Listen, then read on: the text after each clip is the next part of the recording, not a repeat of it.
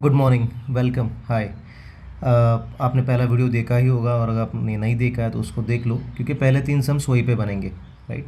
और फिर हम लोग आज चौथे क्वेश्चन पे हैं। CBSE वही 23-24 का हम लोग पेपर सॉल्व कर रहे हैं, जिसमें चौथा सम देखिए क्या लिखा है।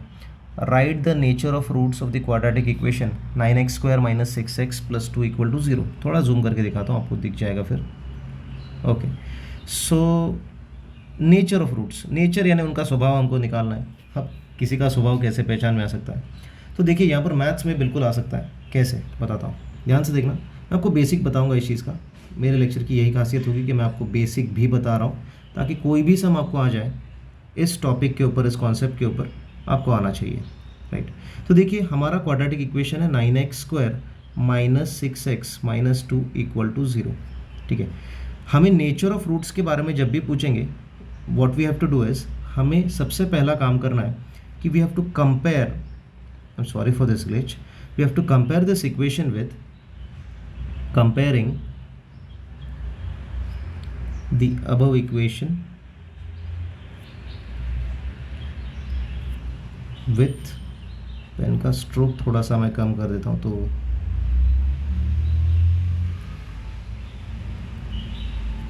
हमारा क्वाड्रेटिक इक्वेशन दोस्त इसके साथ कंपेयर करो, ax² + bx + c = 0। आपको क्वाड्रेटिक इक्वेशन इतने साल भर में तो रट के हो ही गया होगा आपका, राइट। अब हमको कंपेयर करके वैल्यू निकालना है a, b एंड c का। कैसे निकालेंगे वैल्यूज़, देखिए यहाँ पर भी x² है, यहाँ पर भी x² है, तो x² के बगल में a लिखा है, यहाँ पर में लिखा है 9, तो हम लोग लिखेंगे a = 9। Simple, a = 9। यहाँ पर देखिए x है, यहाँ पर भी x है, ठीक है। यहाँ पर x के बाजू में -6 लिखा है, यहाँ पर b लिखा है, तो आप लिखेंगे b = -6। माइनस साइन काफ़ी इंपॉर्टेंट है, बहुत बच्चे यहीं पे गलत कर देते हैं। c का वैल्यू देखिए क्या लिखा है, c के वैल्यू लिखा है -2, तो आप लिखेंगे c = -2, c = -2, ठीक है। कलर थोड़ा अलग यूज़ करता हूँ, c = -2। बुरा कर दिया क्या मैंने? अच्छा, c = -2। ए बी सी जैसे मिल गया ना दोस्त, ए बी सी मिल गया, तो आपको क्या करना है, देखिए हमें क्या करना है, नेचर ऑफ रूट्स की ओर बढ़ना है। मतलब क्या करना है, देखो नेचर ऑफ रूट्स कैसे निकालते हैं, हम लोग को सॉल्व करना पड़ेगा पहले b² - 4ac का वैल्यू। अब ये क्या होता है सर, इसको बोलते हैं भाई डिस्क्रिमिनेंट। डिस्क्रिमिनेंट, गलती से डिटर्मिनेंट बोलने वाला था मैं, जो कि 11th में टॉपिक आता है, ठीक है। डिस्क्रिमिनेंट। अब इससे कैसे नेचर समझ में आएगा, तो देखिए 3 कंडीशंस होते हैं, मैं तीनों डिस्कस करा देता हूँ, ताकि इसके जैसा कोई भी क्वेश्चन आए इस टॉपिक के ऊपर, कोई भी एनी डैम क्वेश्चन, आप उसको आराम से हैंडल कर लोगे, राइट। यही हमारा मोटिव है।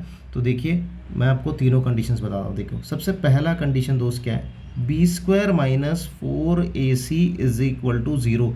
ये बेहद इंपॉर्टेंट कंडीशन है। हर सम में, हर इस टॉपिक के सम में इसी कंडीशन पे क्वेश्चन आते हैं। Most of the times, 99% times इसी पे आते हैं, तो आपको ये तो याद रखना ही पड़ेगा, ठीक है। b² - 4ac = 0। अगर ये 0 रहा ना दोस्त, तो आप लोग क्या लिखोगे, आप लिखोगे the roots are real and equal. ये कंडीशन होता है, the roots are real and equal. ये सब क्या है, ये सब है नेचर ऑफ द रूट्स। भाई आप ही तो बोल रहे थे ना, भाई नेचर बताओ, नेचर बताओ। देखो ये नेचर है, रूट्स का नेचर। रूट्स किस स्वभाव के है, रूट्स रियल है, असली है, एंड कैसे है, इक्वल है। Roots are real and equal. b² - 4ac = 0, इतना तो आपको मिनिमम याद रखना पड़ेगा, ठीक है। इसमें कोई दो राय है नहीं। और भी 2 कंडीशन है, वो भी डिस्कस कर लेंगे चालो में। देखिए b² - 4ac, अब ये होता है > 0। मैं समझता हूँ, मैं बिल्कुल समझता हूँ, आप में से कोई तो होगा जिसको ये > में यार थोड़ा बहुत तकलीफ हो जाता है। मुझे पता है, मैं 10th के बच्चों से बात कर रहा हूँ, मुझे बिल्कुल पता है, लेकिन मैंने बहुत सारे देखे, राइट। तो उस बच्चे के लिए देखो, ये मुंह है, ऐसा पकड़ के चलो, ये अपना मुंह है, और ये मुंह जब भी खुलता है तो वो किसी भी बड़े व्यक्ति के सामने खुलता है। बड़ा व्यक्ति यानी विचारों से बड़ा, ओहदे से बड़ा, विचारों से बड़ा होगा तो ओहदे से बड़ा ही होगा। इमेजिन कर लो कि द यूनिक कोचिंग क्लासेस के कोई एक फंक्शन में अंबानी जी आ गए, राइट, तो सबका मुंह खुल जाएगा। ये तो होना ही है, राइट, क्योंकि विचारों से बड़े हैं, ओहदे से बड़े हैं, they are doing great, right. तो बड़े लोगों के सामने मुंह खुल जाता है तो वो बड़ा होता है। आप कैसे भी करके याद रखो यार, मतलब ये मैंने आपके लिए शायद ये वियर्ड एग्जांपल होगा, लेकिन मैंने तो ऐसे ही याद रखा था। ये जहाँ पर भी ये मुंह खुला है ना, वो व्यक्ति बड़ा होता है, राइट। तो ये b² - 4ac is greater than 0। Greater than 0 का मतलब क्या है दोस्त? ग्रेटर देन 0 का मैथमेटिकल मतलब ये होता है कि वो 0 से बड़ा नंबर लाएगा, मतलब +1 +2 प्लस वाले सारे नंबर्स। नंबर लाइन पे राइट साइड वाले 0 के जो भी नंबर्स हैं वो सारे ग्रेटर देन 0 होते हैं, राइट। ऑल राइट, तो ये पॉजिटिव आएगा आंसर इसका। b² - 4ac का मतलब ग्रेटर देन 0 का मतलब क्या? आंसर कैसे आएगा? Answer is positive, answer is positive. Positive अगर आंसर आता है तो ये ग्रेटर देन 0 होगा, राइट। तो इस समय में नेचर क्या रहेगा? नेचर होता है the roots are real and distinct, 2 distinct real roots हम लोग लिख सकते हैं। यहाँ पर लिखेंगे नेचर क्या रहेगा? 2 distinct, DISTINCT distinct real roots. ठीक है, जाएंगे थर्ड कंडीशन पे दोस्त। मुझे पता है टाइम जा रहा है, लेकिन अच्छे काम के लिए जा रहा है, right. b² - 4ac less than 0। इस बार 0 बड़ा है, ये आदमी छोटा है, ये आदमी छोटा है। तो क्योंकि ये छोटा है, क्योंकि ये छोटा है तो आंसर इसका कैसे रहेगा? 0 से छोटा, यानी नेगेटिव आंसर रहेगा दोस्त। आंसर रहेगा negative, answer will be negative, answer is negative. Now what are we suppose to do when the answer is negative? Negative के लिए हमें एक सिंपल एनालॉजी याद रखना है। नो रियल रूट्स हम लोग लिखेंगे यहाँ पर, the roots are imaginary, no real roots. या फिर आप लिखेंगे और the roots are imaginary, roots are imaginary.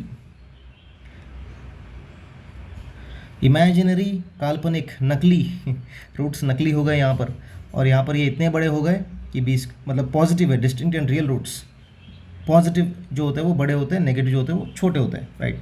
तो आप कैसे भी करके ये तीनों कंडीशंस को रट लीजिए। इनमें सबसे इम्पॉर्टेंट कंडीशन मैंने बताया था आपको, मार्क भी करके रख रहा हूँ, देखिए यही है वो, राइट। अब चेक करेंगे हमारा नेचर ऑफ रूट्स क्या है, ठीक है।